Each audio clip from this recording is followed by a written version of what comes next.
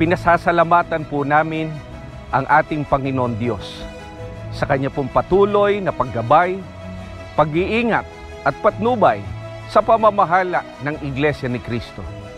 Kapatid na Eduardo V. Manalo, tagapamahalang pangkalahatan ng Iglesia ni Cristo, kami po na mga ministro at mga manggagawa sa distritong ito ay buong puso po na bumabati sa pagsapit po ng inyong kaarawan.